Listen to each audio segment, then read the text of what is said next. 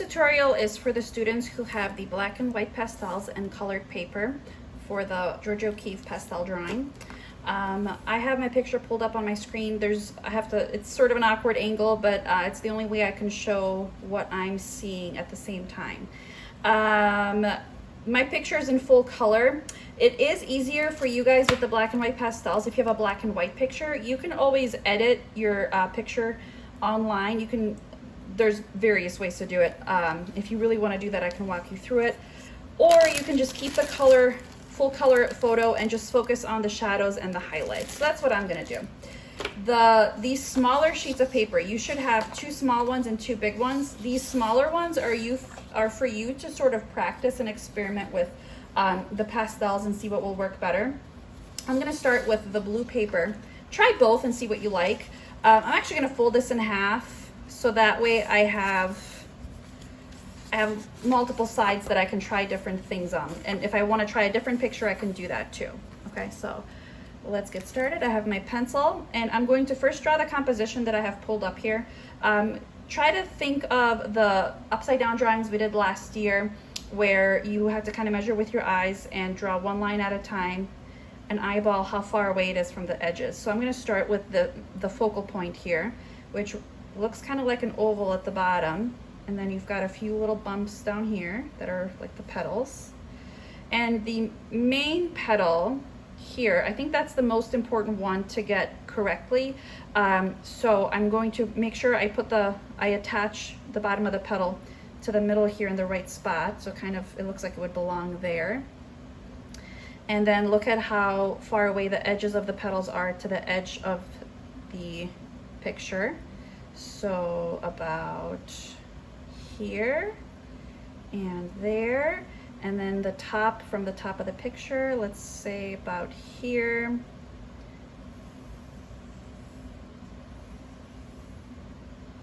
Okay, and then there's some petals here.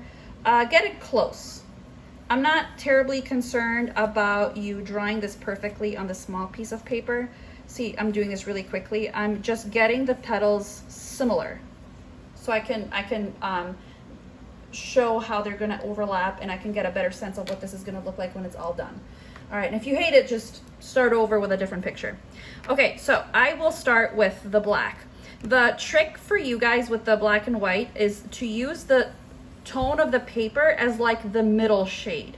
So you're going to use the black for the dark and the white for the light, but then a lot of this middle tone stuff will just be the blue paper peeking through. Okay, I'm going to start at the bottom where there's some black, and I'm gonna blend that up.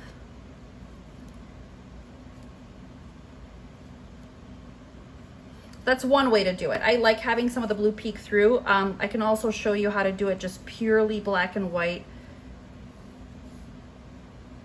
with none of the paper showing through. So I'm focusing on the striations. Okay, and you can use your finger to kind of like fade this up into the paper. Okay, and there's a lot of white up at the top, so I'm going to go in with my white and fade that down so it blends into the blue a little bit. Okay, and I'm going to let some of that blue show through for where the veins and the striations are in my flower, like that.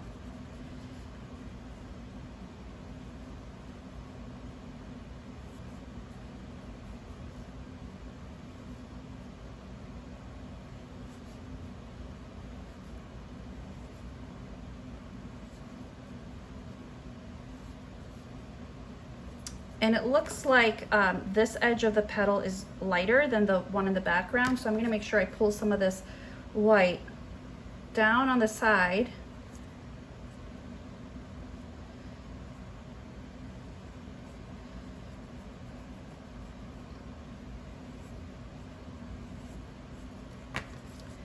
Okay, blend it a little bit with your finger. Oh, see, I got black on one finger, I wasn't paying attention. And this made it a little bit sloppy, but that's okay.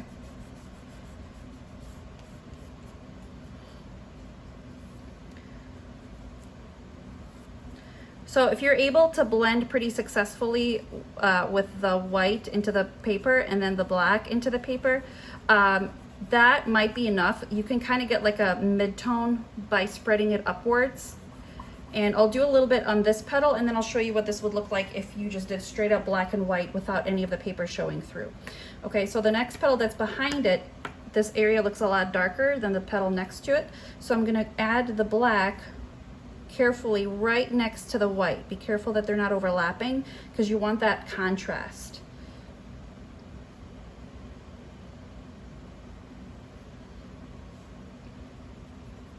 So I'm gonna make this significantly darker and start pulling up the black to show those lines.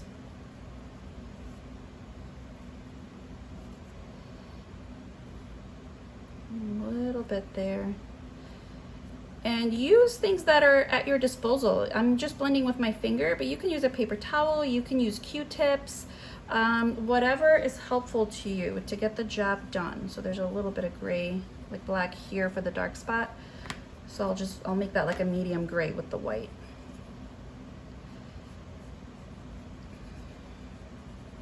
And I'm gonna go where they're on top of each other, I'm going to go in a circle. It's kind of like you're stirring the two colors together when you go in a circle, one on top of the other, because I want that to look like that gray splotch right there. Okay, and then blend it down into by the lines.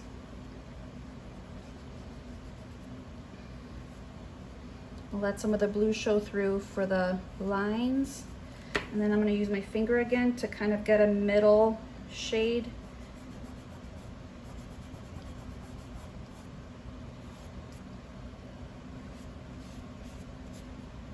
Blend some of that down.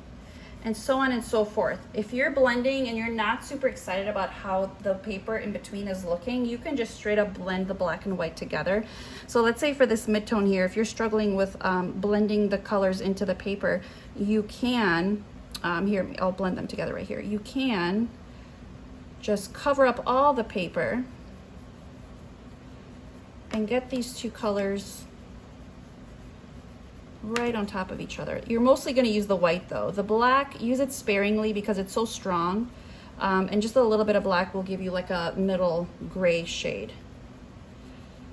So if you blend them together, you have more control. It's actually easier to control where you are blending, how you're blending, getting those lines in there, because now once I have something like this, I can go back in with the black and add more of those lines.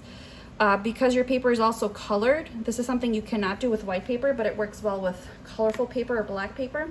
If you take a pencil and you kind of put the lead in, or anything pointy, a toothpick would work really well too. If you have areas that have thin veins or thin lines or really clear cut edges like this and you want to clean it up a little bit, you can actually go in with your pencil and scratch away a little bit and it'll show the paper underneath it. So my paper is blue and I'm scratching this away and a little bit of that blue is peeking through. You have to kind of aggressively scratch to get all of the color off, but you can see the blue is coming through a little bit. So use that to your advantage. See if there's any areas where that would look good and go with it. If you're not really excited about the first color, try it on another one. What is going to make a big difference for you guys is the picture you've chosen. I think if you find a picture that has a little bit of transparency to it, think of maybe like a dragonfly wing or something like that, or a leaf that has been stripped away of the pigment and you can kind of see through it, then this would work really well for that. All right,